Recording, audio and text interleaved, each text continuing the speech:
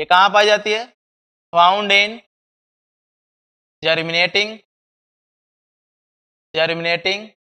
Parle seed में पाई जाती है। इसका मॉलिक्यूलर फार्मूला वही होगा C12H22O11। इसकी अगर हाइड्रोलिसिस करते हैं, ठीक है ना, on hydrolysis gives only glucose, ये केवल ग्लूकोज रिलीज करता है। इसका जो यूनिट हो गया, इसका मतलब क्या हुआ? इसका यूनिट जो होता है वो क्या होता है? Only glucose. और यहाँ पे जो ग्लूकोज होता है वो होता है अल्फा डी ग्लूकोज। इसमें जो लिंकेज होता है वो कौन सा होता है? इसमें जो लिंकेज होता है वो होता है alpha 1,4 glycosidic linkage, alpha 1,4 glycosidic linkage. यहां पर दो ग्लूकोज की यूनिट्स तो होती हैं, लेकिन दोनों यूनिट्स अल्फा फॉर्म। ये हमारी शुगर रिड्यूसिंग होती है। कह सकते हैं ये कैसी होती है? रिड्यूसिंग शुगर होती है। रिड्यूसिंग शुगर का मतलब क्या है? ये शुगर कह सकते हैं this sugar gives test with failing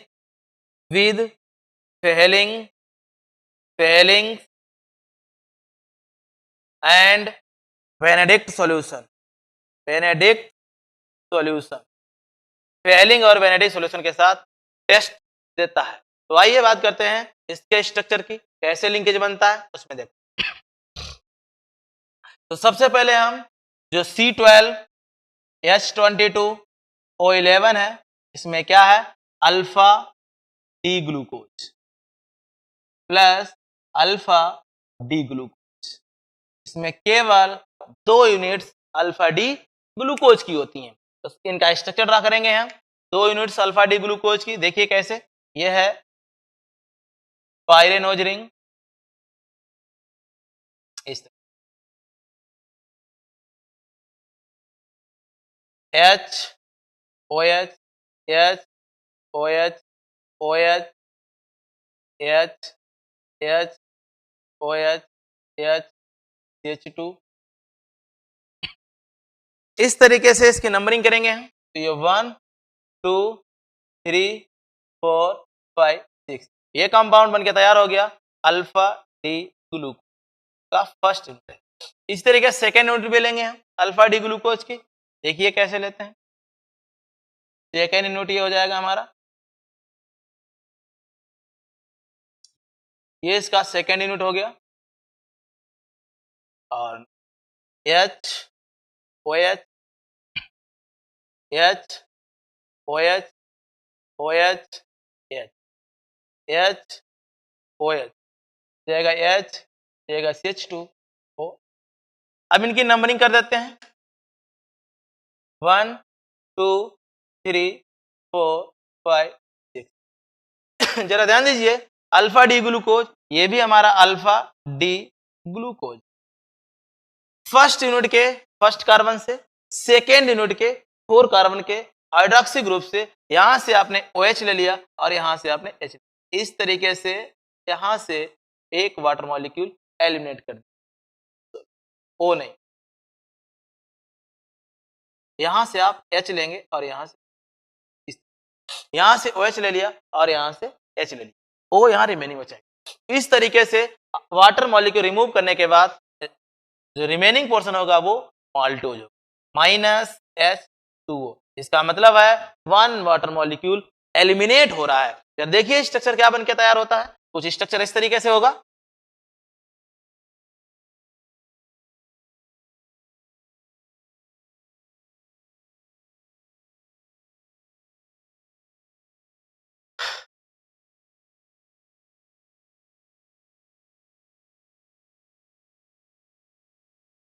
ये हाइड्रोजन हो जाएगा, ये हो जाएगा H, ये CH2OH out of the ring, H OH होगा, OH H होगा, H OH। फर्स्ट यूनिट हो गया। सेकेंड यूनिट को देखते हैं इसी तरीके से। सेकेंड यूनिट हो जाएगा हमारे इस तरीके से,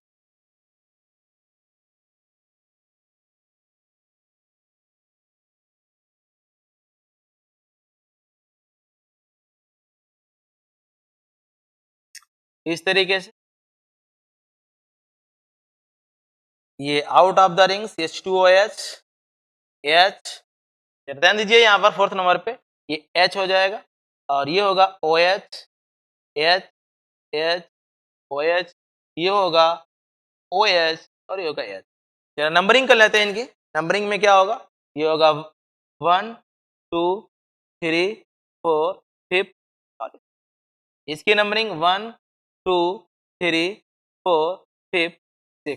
ध्यान दीजिए यहाँ पर फर्स्ट कार्बन पहले यूनिट का और फोर्थ कार्बन सेकेंड, तो इन दोनों के बीच वाटर निकल गया, तो इन दोनों के बीच क्या आ जाएगा, इस तरीके से ये ऑक्सीजन इन दोनों के बीच आ जाएगा, इस तरीके से। तो ये जो ग्लाइको ईथर बॉन्ड बना हुआ है यही हमारा ग्लाइकोसिडिक बॉन्ड होगा। तो ध्यान दीजिए यहाँ पर इस तरीके से ये जो स्ट्रक्चर लिंकेज तैयार हुआ है इसी लिंकेज को बोलेंगे हम अल्फा, इसका फर्स्ट और इसका फोर्थ, अल्फा 1 4, ये फर्स्ट यूनिट का 1 और सेकेंड यूनिट का 4, अल्फा 1 4 ग्लाइकोसिडिक लिंकेज। और यहाँ पर देख सकते हैं ये पर भी कार्बन है और यहाँ पर भी कार्बन है। ये जो ग्लाइकोसिडिक लिंकेज आ रहा है वो सिंगल बॉन्ड इधर इस तरीके से आ रहा है, bonded by C, single bond O, single bond C, bonded by this. तो इस तरीके से ये जो कंपाउंड आ रहा है ये हमारा एक chemically according to chemistry ether link. कौन सा है, ईथर लिंक। ये था हमारा glycosidic linkage in maltose. Next देखेंगे हम स्ट्रक्चर ऑफ लैक्टोज। अभी हम लोगों ने देखा था सुक्रोज और माल्टोज का स्ट्रक्चर। अब हम लोग देखेंगे मिल्क, शुगर, लैक्टोज के बारे में। चलिए लास्ट डाइसेकेराइड है structure of lactose. Structure of lactose, इसके बारे में जानें। लैक्टोज का मॉलिक्यूलर फार्मूला क्या है, सभी लोग जानते हैं। मॉलिक्यूलर फार्मूला क्या होगा, C12H22O11। ठीक है ना। ये मिल्क शुगर है, इसे क्या कहते हैं, मिल्क शुगर कहा जाता है। इसे क्या कहा जाता है, मिल्क शुगर, क्योंकि ये मिल्क में पाई जाती है। और इसके यूनिट्स क्या होंगे, यूनिट्स की बात करते हैं। यूनिट्स में क्या, glucose plus galactose, glucose plus galactose, इसकी यूनिट्स होती हैं। इसमें लिंकेज कौन सा होगा, लिंकेज की बात करें हम तो इसमें जो लिंकेज होता है ध्यान रखें, beta 1,4 glycosidic linkage, beta 1,4 glycosidic linkage होगा। इसमें ये शुगर हमारी कैसी होगी, कह सकते हैं lactose is also reducing in nature, reducing sugar. ये कैसी होगी हमारी, ये रिड्यूसिंग शुगर होगी क्योंकि इसमें aldehyde group second carbon unit का फ्री रहेगा। ये 1 वाटर मॉलिक्यूल एलिमिनेट करेगा, 1 H2O एलिमिनेशन, इसमें क्या होगा, एक H2O वाटर मॉलिक्यूल एलिमिनेट होगा। ठीक है ना। अब जरा ध्यान दीजिए इसका कैसे स्ट्रक्चर ड्रा होता उसके बारे में जानेंगे। चलिए देखते हैं। सबसे पहले इसकी अगर हाइड्रोलिसिस करते तो क्या होगा, चलिए देखते हैं। On hydrolysis, on hydrolysis lactose gives glucose and galactose, glucose and galactose, glucose और गैलेक्टोज डोनेट करते हैं। तो फिर हम देखेंगे और ये दोनों हमारे बीटा फॉर्म होंगे। कौन से होंगे, beta D glucose and beta D galactose. चलिए बात करते हैं हम लोग इसके स्ट्रक्चर की। तो सबसे पहले हम ग्लूकोज का स्ट्रक्चर ड्रा करेंगे, beta D glucose, beta D glucose और बीटा डी गैलेक्टोज, इन दोनों के बारे में हम देखेंगे। चलिए तो सबसे पहले हम देखते हैं ग्लूकोज के बारे में। पायरेनोज रिंग हो गया हमारा इस तरीके से, ये पायरेनोज रिंग हो गया। हमें इसका बीटा फॉर्म देखना है। तो बीटा में तो जानते हैं आप फर्स्ट कार्बन पे OH क्या होता है, बाद में देखेंगे। 6 कार्बन का CH2OH, नंबरिंग कर देते हैं इसकी 1 2 3 4 5 6, OH हो गया, H हो गया, H O H, third number पे ओ एच, एच रहेगा, एच ओ एच और एच। ये हो गया हमारा बीटा डी ग्लूकोज। आगे देखते हैं हम लोग बीटा डी गैलेक्टोज। तो गैलेक्टोज में क्या होगा, इसी तरीके से ये स्ट्रक्चर्स हो जाएंगे हमारे, ये हो जाएगा। इसका हमें बीटा फॉर्म लेना है, तो यहां पर भी क्या हो जाएगा, ये हमारा OH ऊपर हो जाएगा, OH, तो ऐसा ही रहेगा हमारा। और गैलेक्टोज में फोर्थ नंबर पे भी OH हमारा ऊपर होता, ये ऐसे हो जाएगा H और ये हो जाएगा CH2O। इस तरीके से ये हमारा नंबरिंग करते हैं इसकी, पहले हम 1 2 3 4 5। तो इस तरीके से ये हमारे बीटा डी गैलेक्टोज हो गया। चलिए यहां से वाटर मॉलिक्यूल कैसे, फर्स्ट ग्लूकोज यूनिट के फर्स्ट कार्बन पे हाइड्रोक्सी ग्रुप से OH ले लेते हैं, सेकेंड गैलेक्टोज यूनिट के फोर्थ कार्बन पे OH से H ले लेते हैं। तो इस तरीके से यहां से वाटर मॉलिक्यूल रिमूव और यहां से -H2O एलिमिनेट करने के बाद जो रिमेनिंग पोर्शन होगा वो हमारा गैलेक्टोज होगा। कैसे, ध्यान दीजिए, इस तरीके से ये यूनिट्स होता है,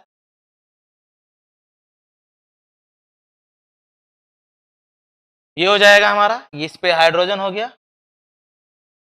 बाकी ये out of the ring CH2 OH हो जाएगा, ये H हो जाएगा, H OH OH H हो जाएगा, H 1 हो गया, 2 हो गया, 3 हो गया, 4 हो गया, 5 और ये 6।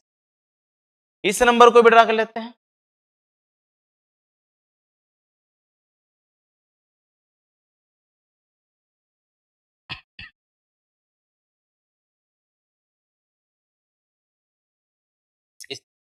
ये हो जाएगा OH, H हो जाएगा, H OH हो जाएगा, OH H हो जाएगा, यहाँ से देखिए ये H हो जाएगा, H और CH2OH। इन दोनों के बीच में ये लिंकेज तैयार हो जाएगा इस तरीके से, ये लिंक। अब जरा ध्यान दीजिए, इसकी भी नंबरिंग करते हैं सेकेंड यूनिट में, फर्स्ट, सेकेंड, थर्ड, फोर्थ, यहां से नंबरिंग नहीं होगी इसकी, नंबरिंग इसकी 1 2 3 4 5 एंड इस तरीके से नंबरिंग होगी। तो ध्यान दीजिए, फर्स्ट यूनिट फर्स्ट कार्बन से और सेकेंड यूनिट सेकेंड कार्बन में, ये हमारा था बीटा डी ग्लूकोज और ये हमारा beta L beta T galactose. इनके भी जो लिंकेज बना हुआ है, यहां से इस लिंकेज की बात करें हम, ये जो लिंकेज है हमारा, ध्यान सकते हैं दोनों बीटा फॉर्म है, तो इस लिंकेज का नाम होगा बीटा, इसका फर्स्ट नंबर और इसका 4 नंबर, बीटा 1,4 ग्लाइकोसिडिक लिंकेज। तो इस तरीके से आपने तीनों डाइसैकेराइड्स के यूनिट्स और स्ट्रक्चर के बारे में जाना, तीनों में आपने लिंकेज को जाना। चलिए एक बार फिर रिवाइज करते हैं। जो पहला हमारा डाइसैकेराइड था वो था सुक्रोज। सुक्रोज की जो यूनिट थी वो थी हमारे अल्फा ग्लूकोज और बीटा फ्रक्टोज। तो उसमें जो यूनिट्स आता, जो लिंकेज आता हमारा alpha beta 1,2 glycosidic linkage sucrose था। उसके बाद आपने माल्टोज देखा, माल्टोज में केवल ग्लूकोज की ही 2 यूनिट थी, दोनों अल्फा फॉर्म थे और इसलिए वहां पर जो लिंकेज आया अल्फा 1,4 ग्लाइकोसिडिक लिंकेज। यहां पर देख सकते हैं आप लोग मिल्क शुगर हमारा लैक्टोज के बारे में बात करते हैं, इसकी यूनिट्स हैं हमारी ग्लूकोज और गैलेक्टोज, और ग्लूकोज गैलेक्टोज में दोनों हमारे बीटा फॉर्म है, माल्टोज में दोनों अल्फा फॉर्म थे और सुक्रोज में एक अल्फा और एक बीटा था। फिलहाल यहाँ पर दोनों बीटा फॉर्म है, बीटा 1,4 ग्लाइकोसिडिक लिंकेज। ध्यान दीजिए, यहाँ पर सुक्रोज एक ऐसा डाइसैकेराइड था जो नॉन रिड्यूसिंग शुगर था, फेलिंग टॉलेंस वेंडिट के साथ टेस्ट नहीं देता। मैं फिर दोबारा रिपीट कर रहा हूं, ठीक है ना। और माल्टोज और हमारे जो लैक्टोज है ये फेलिंग बेंडिंग से टेस्ट देते हैं, इसलिए हमारे कैसे होते हैं, रिड्यूसिंग इन नेचर होते हैं। ठीक है, ये थे हमारे डाइसैकेराइड। अब हम देखेंगे कौन से शुगर रिड्यूसिंग होते हैं और कौन से शुगर नॉन रिड्यूसिंग होते हैं, क्यों होते हैं, क्या कारण है, उसके बारे में जानेंगे। ठीक है,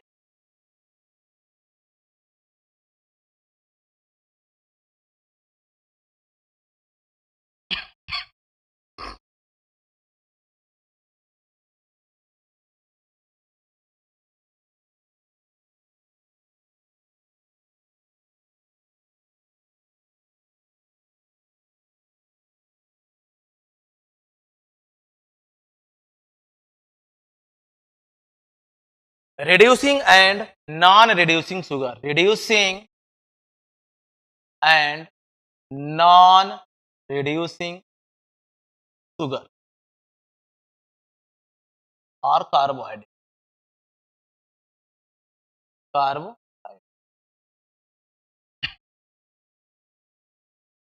यहां पर देखेंगे हम ऐसे कौन से कार्बोहाइड्रेट्स हैं या ऐसी कौन सी शुगर्स हैं जो रिड्यूसिंग एजेंट की तरह काम करती हैं। देखेंगे रिड्यूसिंग एजेंट होते क्या हैं, पहले उनके बारे में जान लेते हैं। तो कह सकते हैं those sugars which gives taste with feeling or benedict or tolerance reagent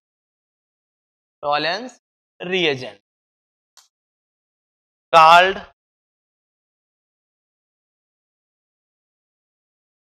reducing sugar in this test these sugar reduced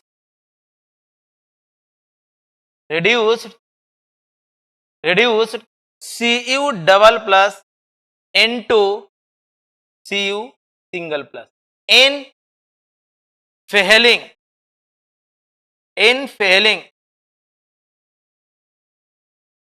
and Benedict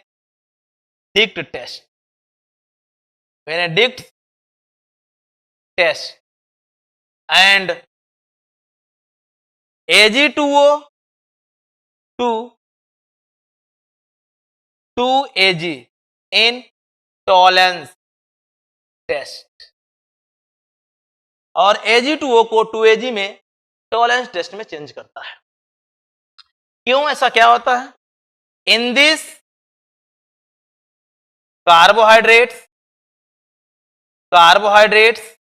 और sugars undergoes oxidation and reagent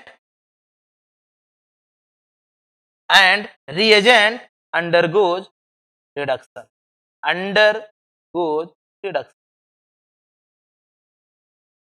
so these sugars are known as reducing agent और sugar. यानी यहाँ पर देख सकते हैं हम लोग ऐसे शुगर्स जो फेलिंग्स, बेनेडिक्ट या टॉलरेंस के साथ टेस्ट देते हैं वो हमारे रिड्यूसिंग टेस्ट कहलाते हैं। अगर बेनेडिक्ट और फेलिंग के साथ टेस्ट देते हैं तो जो Cu डबल प्लस को Cu सिंगल प्लस में रिड्यूस करते हैं और अगर टॉलरेंस के साथ रिएक्शन करते हैं तो 2Ag को Ag2O को 2Ag में रिड्यूस करते हैं। यानी जो हमारे रिएजेंट हैं उनका रिडक्शन करते हैं और खुद कैसे होते हैं? ऑक्सीडाइज हो जाते हैं। इसलिए जो हमारे शुगर्स होते हैं, जो मोनोसैकेराइड्स होते हैं या ओलिगोसैकेराइड्स होते हैं या कुछ पॉलीसैकेराइड्स होते हैं, जो भी इनके साथ रिएक्शन देंगे वो सब के सब रिड्यूसिंग एजेंट कहेंगे। तो यहां पर आपने देखा all monosaccharides are reducing in nature. अभी आपने देखा डाइसैकेराइड में हमें सुक्रोज जो मिला था वो कैसा बताया गया आपको? Non reducing. क्यों था वो नॉन रिड्यूसिंग और बाकी रिड्यूसिंग? सभी मोनोसैकेराइड रिड्यूसिंग क्यों होते हैं? क्योंकि उनका जो फंक्शनल ग्रुप होता है एल्डिहाइड या कीटोन वो फ्री होता है, इसलिए वो हमारे कैसे होते हैं? रिड्यूसिंग होते हैं, रिएक्शन देने के लिए फ्री होते हैं। डाइसैकेराइड्स में कुछ यूनिट्स के जो ग्रुप होते हैं, फंक्शनल ग्रुप होते हैं, वो लिंकेज बनाने में इस्तेमाल हो जाते हैं, फ्री नहीं रहते हैं, और जहां फ्री नहीं रहेंगे वो रिएक्शन नहीं देंगे। जैसे कि सुक्रोज, सुक्रोज में ग्लूकोज और फ्रक्टोज दोनों के फंक्शनल ग्रुप लिंकेज बनाने में यूज हो जाते हैं, लिंकेज बनाने में पार्टिसिपेट कर लेते हैं, फ्री फॉर्म में नहीं पाए जाते, इसलिए वो किसी भी रिएजेंट के साथ रिएक्शन नहीं देता है और सुक्रोज हमारा रिड्यूसिंग नेचर शो करता है। जबकि हम बात करते हैं माल्टोज और लैक्टोज की, माल्टोज और लैक्टोज में भी लिंकेज है लेकिन फिर भी वो रिड्यूसिंग है। कारण क्या है? फर्स्ट यूनिट का जो फंक्शनल ग्रुप था वो तो लिंकेज बनाने में इस्तेमाल हो जाता, लेकिन जो सेकेंड यूनिट है उनका सेकेंड यूनिट का जो फंक्शनल ग्रुप है वो अभी भी फ्री फॉर्म में पाया जाता है। फ्री फॉर्म में होने के कारण वो हमारा इन रिएजेंट से रिएक्शन कर देता है, इनका रिडक्शन कर देता है और खुद ऑक्सीडाइज हो जाता है, इसलिए वो हमारे माल्टोज और लैक्टोज रिड्यूसिंग नेचर शो करते हैं। जबकि हमारा सुक्रोज कैसा होता है? नॉन रिड्यूसिंग होता है। तो अब हम लोग आज की क्लास में इतना ही रखते हैं, बाकी जो पॉलीसेकेराइड बचा हुआ वो नेक्स्ट लेक्चर में देखेंगे। आज हम लोगों ने मोनोसेकेराइड और ओलिगोसेकेराइड के बारे में जाना है, आगे हम नेक्स्ट पे देखेंगे।